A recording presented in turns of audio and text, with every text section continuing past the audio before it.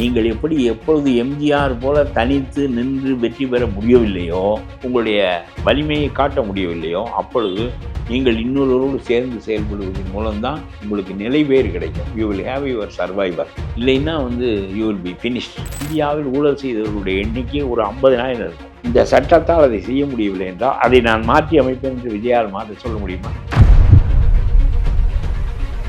விஜய் அவர்களோட நிறைய பேர் அரசியலுக்கு போய் அவரோட பயணம் பண்ணோம் அப்படின்னு நினைக்கிறாங்க. நீங்க என்னைக்காவது அப்படி நினைச்சிருக்கீங்களா? ஏன்னா நீங்க அவர் கூட படங்கள்லாம் நடிச்சிருக்கீங்க. இல்லை, அதெல்லாம் ரொம்ப நட்பு தான். அதுலாம் ஒன்றும் மாறுபாடு இல்லை.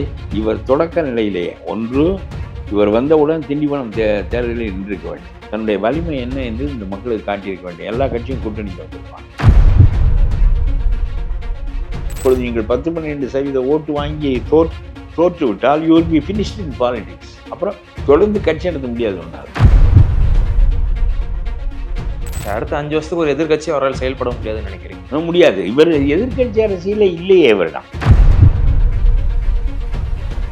இந்த one man one value one vote என்கின்ற முறையே தப்பு என்று சொல்ல ஸ்டாலினுக்கு தெரியுமா? விஜய்க்கு தெரியுமா? புரியாத முட்டாள்தனமான திஸ் இஸ் ஃபூலிஷ் பாலிடிக்ஸ்.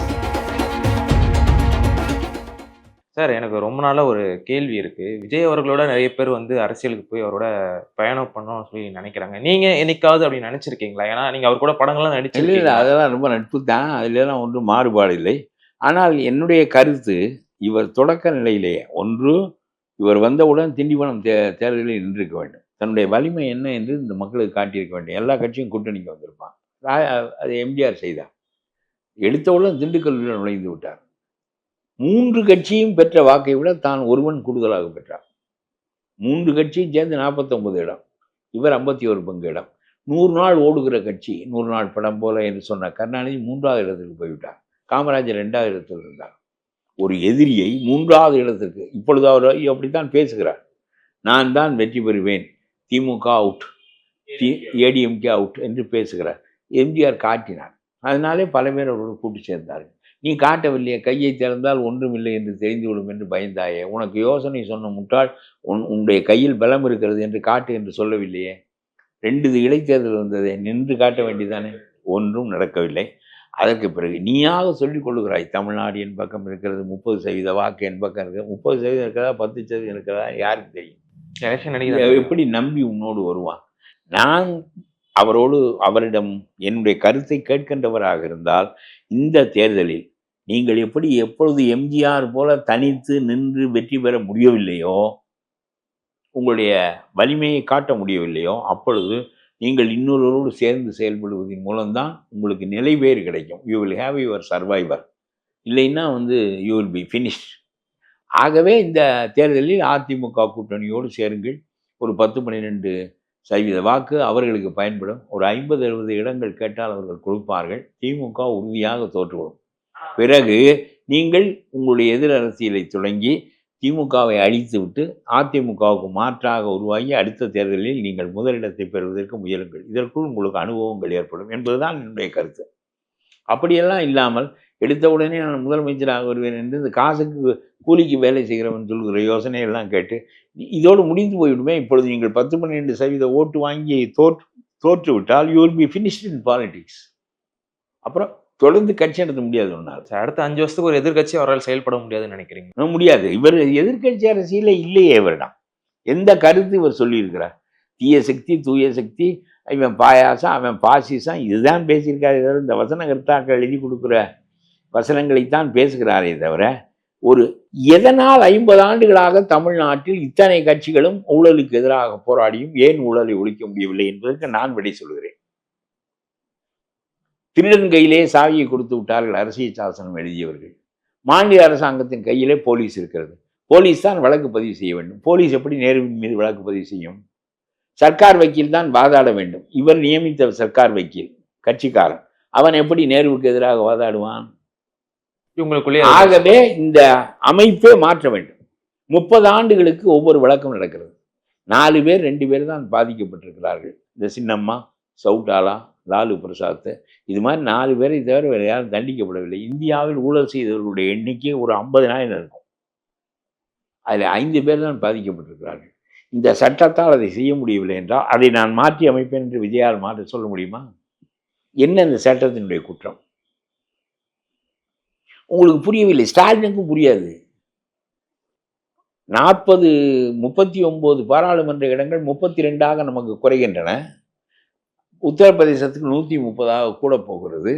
ஆகவே ஒரு கண்ணில் எண்ணெய், ஒரு கண்ணில் வெண்ணெய், ஒரு கண்ணில் சுண்ணாம்பா என்று கேட்க மட்டும்தான் நமக்கு தெரியுமே தவிர, மோடி நம்முடைய இடங்களை குறைக்க நினைக்கிறார். இது ஒரு வெட்டி அரசியல். புரியாத முட்டாள்தனமான திஸ் இஸ் ஃபூலிஷ் பாலிடிக்ஸ். நீங்கள் உங்களுடைய அறியாமையை வெளிப்படுத்துகிறீர்களே தவிர இது மோடியா செய்கிறார். அரசியல் சாசனத்தில் one man one value one vote என்று வைத்திருக்கான். One man one vote one value, சமமான மதிப்பு தான். உத்தரப்பிரதேசத்தில் இருக்கிற ஒருவனுக்கும் தமிழ்நாட்டில் இருக்கிற ஒருவனுக்கும் சமமான மதிப்புடைய வாக்குரிமை என்றால் எண்ணிக்கையில் கூடியவன் அதிக இடம் பெறுவான், எண்ணிக்கையில் குறைந்தவன் குறைவான இடம் பெறுவான்.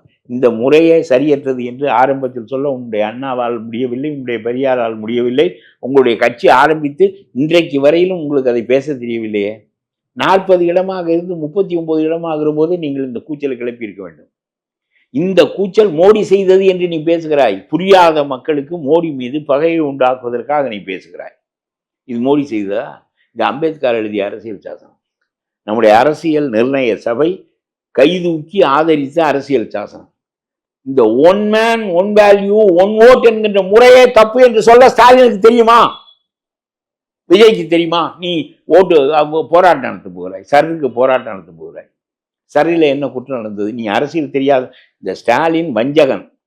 அவர் ரொம்ப ஒரு சூதான ஆள். பதவி வருவதற்காக எது வேண்டுமானாலும் செய்வார்கள். நீ ஒரு விளங்காத ஆள். இந்த வாக்காளர் பட்டியல் திருத்தத்திற்காக ஒரு 10,000 இளைஞர்களை கூட்டி கொண்டு போய் நீ போராட்டம் நடத்தினாய். அந்த வாக்காளர் பட்டியல் என்ன தப்பு திருத்தப்பட்டது? செத்தவனெல்லாம் இந்தி ஓட்டு போட்டு கொண்டிருந்தான். செத்தவனுக்காக வேற ஒருவன் போட்டு கொண்டிருந்தான். இப்பொழுது செத்தவன் இனிமேல் போட முடியாது. ஒரு இடத்துல இருந்து கொண்டு 5 இடத்துல இடம் மாறுவான். நம்ம 5 இடத்திலும் பதிந்து வைப்பான் ஓட்டை.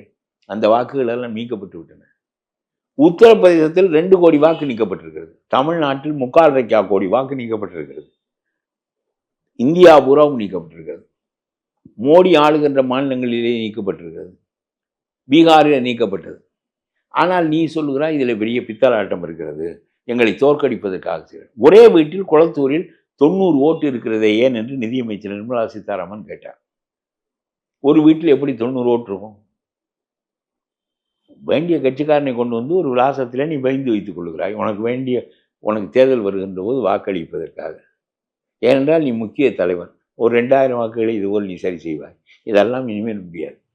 இதற்கு விஜய் போய் போராட்டம் நடத்துகிறார், சருக்கு எதிராக போராட்டம் என்று. உனக்கு அரசியல் புரியவில்லை என்பதுதானே பொருள். ஸ்டாலின் எதையெல்லாம் சொல்கிறாரோ அதை அவரை விட நான் வேகமாக சொல்லுகிறேன் என்று கேட்டு சொல்வதற்கு நீ முடிவு செய்கிறாயே தவிர, ஸ்டாலின் அவருடைய நோக்கத்திற்காக அயோக்கியத்தனமாக சொல்லுகின்றவற்றையெல்லாம் நீ எதற்கு பின்பற்றுகிறாய்?